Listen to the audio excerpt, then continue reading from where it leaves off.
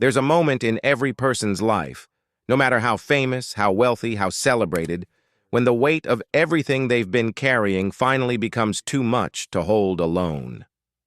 For Julia Roberts, that moment came quietly, not on a red carpet, not in front of a camera, not in the blinding flash of 1,000 photographers. It came in the stillness of an ordinary day, when the woman the whole world called America's sweetheart looked in the mirror and didn't recognize the person staring back. She had won the Oscar. She had earned the $100 million paycheck. She had been on the cover of every magazine, praised by every director, adored by hundreds of millions of fans across the globe. And yet, something was breaking. At 58, Julia Roberts is speaking in ways she never has before. And what she's revealing? It's not what anyone expected. The smile that launched 1,000 movie posters, it was hiding something. The laughter that made audiences fall in love with her, it cost something. This is not a story about Hollywood glamour. This is not a tribute reel or a career retrospective. This is the real story. The one Julia herself wasn't sure she'd ever be ready to tell. The truth behind the smile. The weight behind the grace. The woman beneath the icon. And once you hear it, you will never see her the same way again. Stay with us, because this story is only just beginning. To understand where Julia Roberts is today, at 58, standing at the most honest crossroads of her life, you have to go back to the very beginning, not the Hollywood beginning, not Pretty Woman or the Golden Statue or the magazine covers. You have to go back to a small town in Georgia where a girl named Julia Fiona Roberts grew up in a household that was equal parts magic and heartbreak. Her parents were performers, dreamers, people who believed in the power of storytelling even when the lights were off and the bills were unpaid. They ran an actor's workshop, and in that home, creativity was the air everyone breathed. Young Julia absorbed it all, the passion, the vulnerability, the hunger to be seen and truly understood. But behind the scenes, her childhood was shadowed by real pain. Her parents divorced when she was just 4 years old. Her father, Walter Roberts, passed away from cancer when she was only 10. 10 years old, and already she knew something most children are spared from knowing, that life can pivot, suddenly and without warning, into grief. She moved through her early years with a quiet determination that most people around her couldn't quite name. She wasn't the loudest in the room, she wasn't the most trained, but there was something in her, some flicker, some magnetic pull that made it impossible to look away once she entered your field of vision. When she arrived in Hollywood, she arrived hungry. Not for fame exactly, but for something more personal and more desperate than fame. She wanted to tell stories that mattered. She wanted to feel something real in a world that so often traded reality for spectacle. And for a while, everything aligned perfectly. Mystic Pizza, Steel Magnolias, then Pretty Woman, and the earth shifted beneath her feet. Overnight, Julia Roberts wasn't just an actress. She was an idea, a symbol, America's sweetheart. They called her. A title that sounds warm on the surface, but carries with it a crushing, unspoken expectation. Be lovely, be accessible, be the smile that comforts everyone. Be everything to everyone, all of the time. And for decades, she tried. God, she tried. She showed up. She delivered. She gave everything she had to every role, every press tour, every public moment. But here's the part that almost nobody ever talks about. What happens to a woman when she spends 30 years giving herself away to a world that always wants more? What happens inside a person when the version of them that the world loves isn't entirely real? At 58, Julia Roberts is finally ready to answer that question. And the answer is both heartbreaking and beautiful, all at once. Let's go back to the peak. Because to truly understand a breaking point, you first have to understand the pressure that built it. In the 1990s, Julia Roberts was not just a star, she was a phenomenon. Pretty Woman grossed over $460 million worldwide on a budget of just $14 million. It wasn't supposed to be the movie it became. The original script was darker, grittier, without the fairy tale ending that audiences fell so completely in love with. But something happened when Julia stepped into that role, something almost alchemical. She transformed a transaction into a love story. She made you believe in something you knew logically wasn't real, and she made you glad you believed it anyway. Then came the Oscar. Erin Brockovich, 2001. A real woman, a real fight, a real injustice. And Julia didn't just play Erin, she became her. She won the Academy Award for Best Actress, stood on that stage with that enormous smile and those flowers in her hair, and delivered a speech that made the whole world exhale with joy. But here's what the cameras didn't capture that night. Here's what nobody talked about in the weeks that followed. Beneath the elation, beneath the victory, Julia Roberts was quietly exhausted, in a way that no amount of sleep could ever fix. Because the higher you climb in Hollywood, the more the air thins, the more the expectations multiply, and the more the real, private, complicated version of you gets buried beneath the version the world has decided it needs you to be. She had reached the mountaintop, and standing there at the very top, she felt something cold and unexpected, the quiet beginning of a question she wasn't yet ready to face. That question was simple, and it was devastating. Who am I when I'm not performing? For most people, that question has an easy answer. You come home, you take off your shoes, you sit in your kitchen, and you are simply yourself. No audience, no expectation, no character left to inhabit. But for Julia Roberts, the line between performance and identity had become dangerously blurred.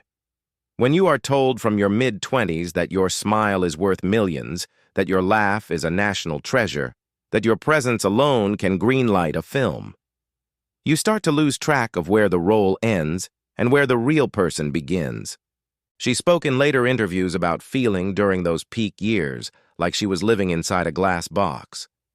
Everyone could see her. Everyone had an opinion about her. Her relationships were dissected publicly. Her choices were critiqued and celebrated and mocked in equal measure. Her body was scrutinized. Her voice was imitated. She was simultaneously the most visible woman in American entertainment and one of the loneliest, and she smiled through all of it. Because that's what America's sweetheart does. She smiles, she laughs, she makes everyone in the room feel like the sun just came out. But privately, Julia Roberts was beginning to fracture in ways she couldn't yet articulate, even to herself. The fracture was quiet, it was patient, and it was waiting. There's a turning point in Julia's story that doesn't get discussed the way it truly should, and that's her relationships. Not as tabloid fodder, not as Hollywood gossip, but as genuine human experiences that shaped the woman she is today in profound and lasting ways. Her love life through the late 80s and 90s was a series of intense, public, often turbulent connections. She was engaged to Dylan McDermott.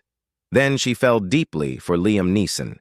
Then came Kiefer Sutherland, and the relationship that briefly broke the world. Their engagement ended just days before their planned wedding in 1991, a moment so public and so raw that it became one of Hollywood's most talked-about heartbreaks. Julia fled, literally fled, to Ireland, with her then close friend Jason Patris. The tabloids were merciless. Then came Lyle Lovett, a marriage that surprised everyone, including perhaps themselves. They wed after knowing each other for only 3 weeks. It lasted 2 years. And while the world treated it like a punchline, Julia would later describe that marriage as one of the most genuine connections she had experienced during a period when she felt completely unmoored. What no one was asking was the more important question: why was Julia Roberts, one of the most desired and celebrated women in the world, struggling so deeply to find stable ground in love? The answer wasn't scandalous. It was human. She was searching. She was trying to be seen, truly seen, by someone who wasn't looking at the icon, someone who could find the girl from Georgia beneath all that movie star armor. And that search, that deep and aching search, was quietly shaping everything.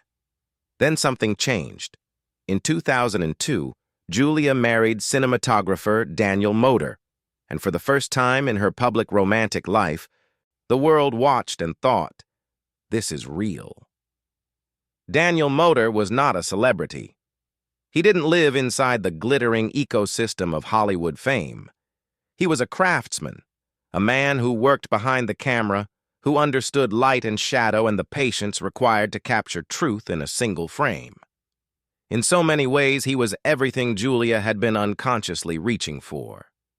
Someone who saw her, not the spectacle of her. They built a life together, 3 children, twins, Hazel and Finn, born in 2004, and Henry, born in 2007. They moved away from the relentless center of Hollywood, planting roots in quieter, more grounded places. Julia began choosing roles differently, fewer of them, more deliberately. For the first time in her adult life, she was making choices from a place of fullness rather than hunger. But here's the thing about old wounds. They don't disappear just because your life gets better. They go underground. They wait. And the fractures that had been forming quietly beneath the surface of Julia Roberts' extraordinary life were still there, still patient, still waiting for the moment she would finally have to stop and face them. At 58, that moment arrived. And what came with it was not just pain. It was clarity. The kind of clarity that can only come from finally sitting still long enough to hear your own truth. There's a particular kind of reckoning that comes to women in their 50s, one that culture rarely prepares us to discuss with real honesty. It's not simply aging.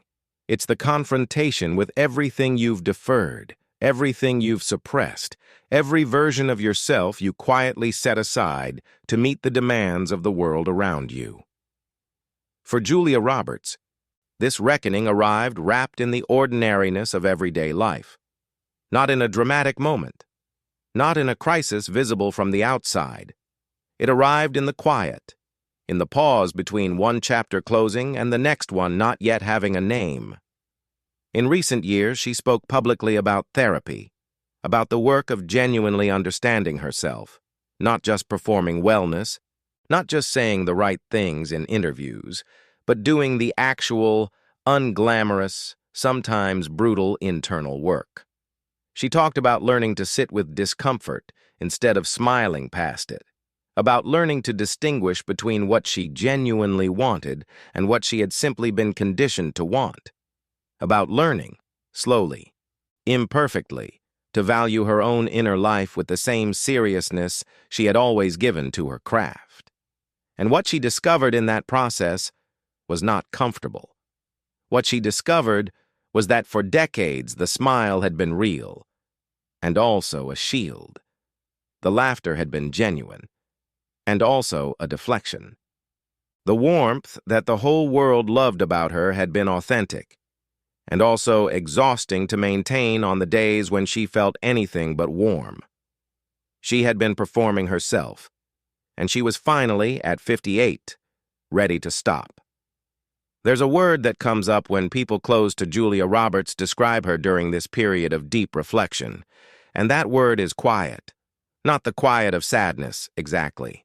The quiet of someone finally listening to themselves after a very long time of drowning out their own voice with obligation, expectation, and the relentless noise of public life. She stepped back from the pace she had maintained for 30 years. She said no, more often, more deliberately, and with far less guilt. She rediscovered things that had nothing to do with her career. Gardening, cooking, long, unhurried mornings with no agenda. The specific kind of presence you can only truly offer your children when you're not also carrying the weight of a global persona. People noticed. The press noticed. The internet, as it always does, speculated. Was she struggling? Was something wrong? The idea that a woman choosing stillness and selectivity might simply be choosing herself, rather than falling apart, seemed almost too quiet an explanation for a culture so completely addicted to drama. But Julia Roberts was not falling apart. She was, for perhaps the very first time, falling together, piece by piece, truth by truth. She was learning to live inside her actual life, rather than the cinematic version of it that the world had always preferred. And in that quieter, more honest space, she began to speak. About what had been hard, about what had cost her, about what she wished someone had told her at 30, at 40, at 50, about what it really means to be a woman in a world that is always, always asking you to be more than human. What Julia Roberts has been sharing in recent interviews, carefully, on her own terms, in her own time, has genuinely caught the world off guard, because the narrative people expected was triumph, legacy, gratitude neatly wrapped in a bow.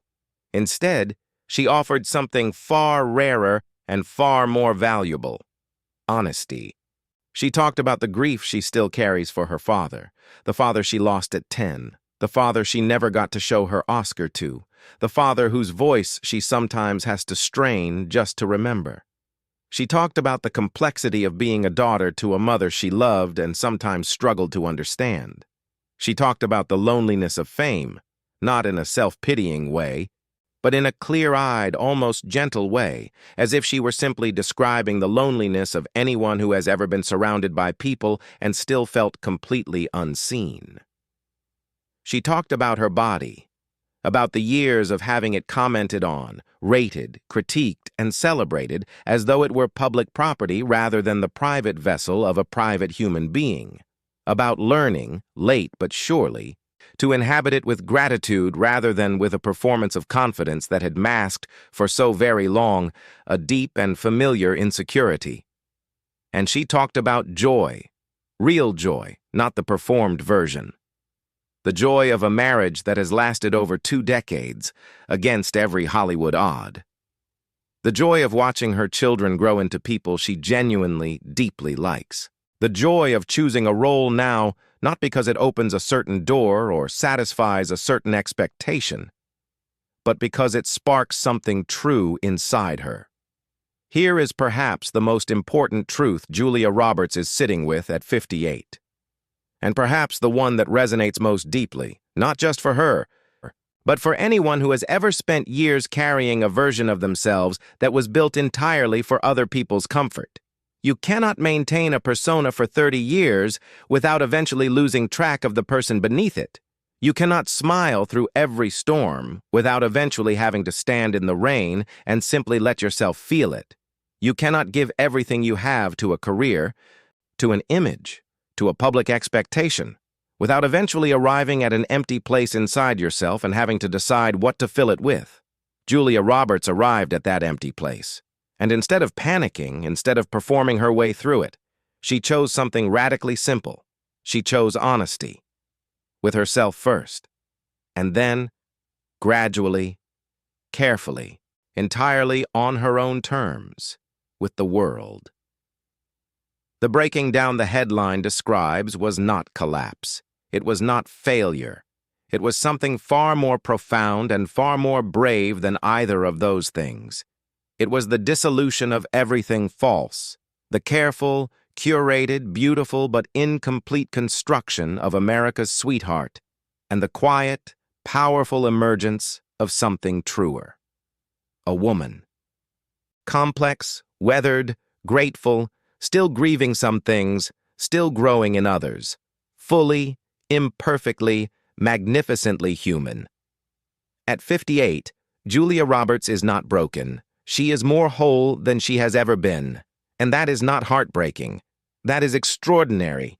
Julia Roberts' story is not really about Hollywood. It's about all of us. It's about the smiles we maintain when we're quietly struggling inside. It's about the personas we build to protect ourselves, and the courage it takes to finally let them soften. It's about the grief that follows us from childhood into adulthood and asks, gently but persistently, to finally be acknowledged. It's about the loneliness that can live inside even the most visible life. And it's about the profound, quiet bravery of choosing honesty over performance, even when the world has built its entire affection on the performance. If her story moved you, if it reminded you of your own quiet fractures, your own deferred truths, your own search for a life that belongs to you rather than to expectation, then sit with that for a moment. You don't have to be Julia Roberts to recognize the weight she was carrying. You just have to be human. We'd love to know what part of her story resonated most with you. Leave it in the comments below.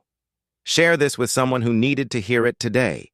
And if this kind of deep, honest, cinematic storytelling is what you come here for, make sure you're subscribed, because there is so much more to come.